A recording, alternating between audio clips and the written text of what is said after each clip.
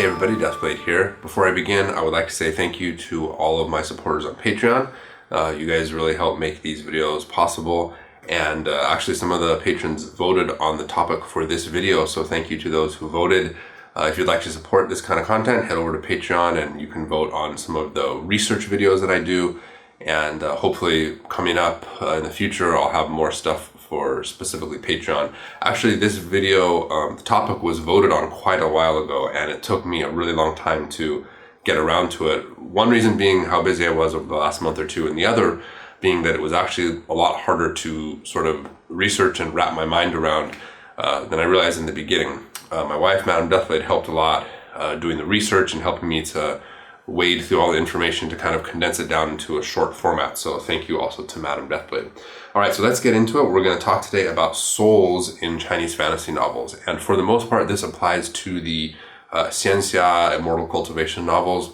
You'll see soul stuff a lot in those type of stories. And now, let's start out by talking about souls in general. There are a couple different characters and word combinations that can mean soul. One of them is called Ling Hun, and Ling Hun combines the character of spirit, Ling, with Hun, which is one of the characters for soul.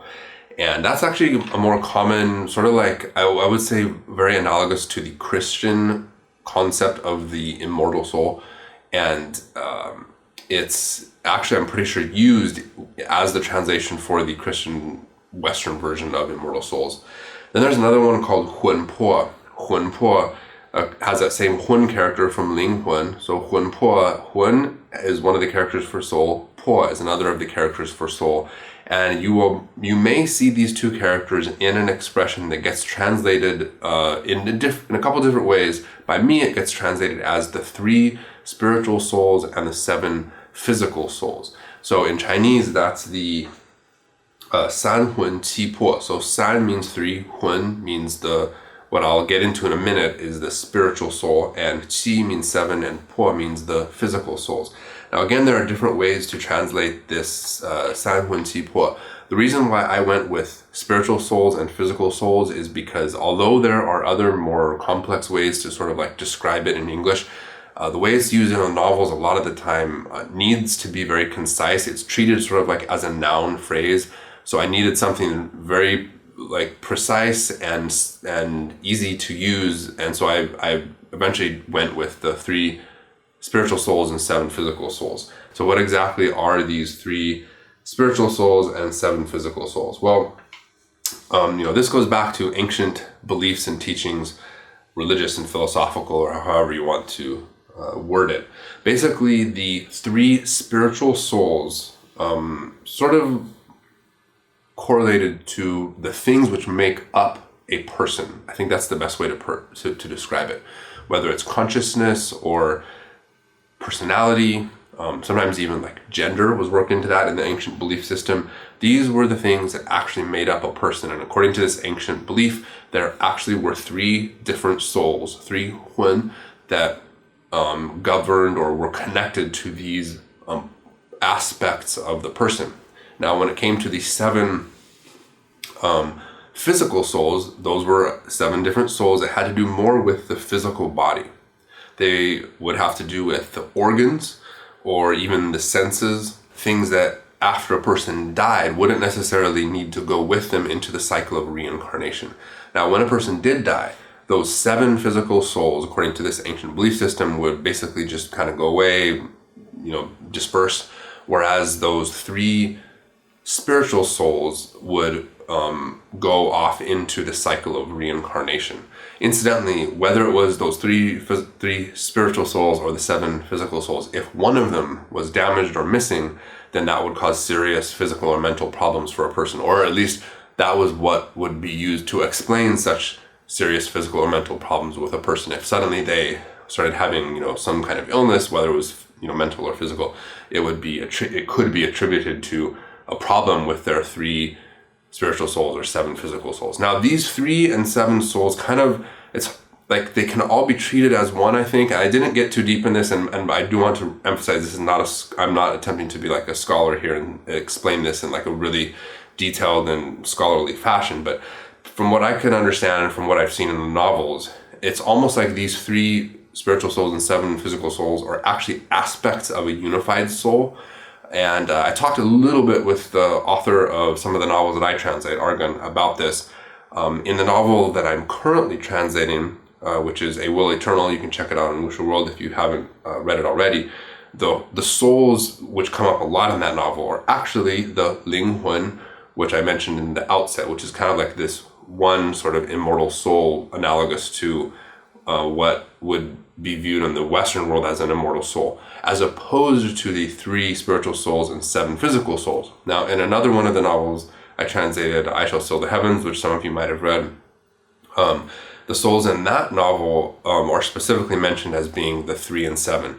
In fact, there's even one character early on in the novel who, through a series of events, has one or more of the different physical and spiritual souls destroyed. And so because of that, he like kind of goes crazy and then is initially unable to ascend to becoming an immortal because of that deficiency in his souls, or the combination soul that's made up of all those smaller souls. So, like I mentioned, after a person would die, the physical souls would disperse, and then the spiritual souls would go into the cycle of reincarnation. This brings us to another topic which comes up in the fantasy novels a lot, which is the discarnate soul. That's how I translate it. I translate it as the discarnate soul. In Chinese, it's Canhun, and the Can basically means broken, defective, or incomplete. Now in English, discarnate means without a body or not physical. I went with that because I felt like it kind of captured the overall spirit of these somehow incomplete souls that were away from their body or whatever. But in Chinese, it literally implies a soul that is in some way defective. And now interestingly enough, it uses the hun, which is a spiritual soul, to describe these discarnate souls. So they're like discarnate spiritual souls. And it really makes sense if you think about it. Imagine a character in one of these novels dies, their physical souls are gone, and they have these 3 spiritual souls which are supposed to be unified, that are supposed to go into the cycle of reincarnation, but perhaps they're separated, or maybe even they just don't end up going into the cycle of reincarnation. There's something wrong with them. And again, they might not even be complete, because the character in Chinese implies that there is something broken or wrong with them. So for those of you who have read I Shall Seal the Heavens, there's a part later in the novel where the soul of a certain very important character is missing, and the main character is searching for it. It's never really made clear in the novel if it is the unified 3 spiritual souls together, or if it's 1 or 2 of them that have been missing. Usually in the novels, what happens is those discarnate souls tend to not really be the full version of what that person was until they are like repaired or fixed in some way. Interestingly enough, there's another expression that's actually really common, at least in the novels that I translate, and it's actually a relatively common Chinese expression. In Chinese, it's hun fei po san, which means the hun, the spiritual soul, flies away, and the po, the physical soul, disperses. Now, so it basically means the souls disperse. There's 2 ways to view this expression. One, the more common way is it's referring to someone being extremely scared. So in English, you might say someone is scared out of their mind or scared to death. In Chinese, it's a very similar idea. It basically is referring to a situation where someone is so scared that essentially they're dead. However, in the Chinese fantasy novels, sometimes this expression is actually literally used to describe when a person is dead. And so therefore, their 3 spiritual souls fly away, and their 7 spiritual souls disperse and are gone, and that means that they're completely dead, and presumably their soul or souls have gone into the cycle of reincarnation. So that is like the Cliff Note version of what I was able to uncover about souls, and specifically the 3 spiritual souls and the 7 physical souls, which is the way that I translate it. I hope that this helps some of you to understand how souls work in Chinese fantasy novels. I actually learned a few things during the course of my research. I think this is a very interesting topic. Probably you could write a whole book on it, because again, these fantasy concepts are based on ideas that go back for thousands of years into Chinese culture and Taoism and Buddhism and the religions that are common in China. Well, that's it for this video. I hope you enjoyed it. If you have any suggestions for further videos, please do leave them in the comments. I have more videos coming. Please hit the subscribe, like button. If you really like this Chinese fantasy novel and Chinese culture stuff, you can support me on Patreon. The link's in the description, and that's it for now. I'll see you next time. God's love.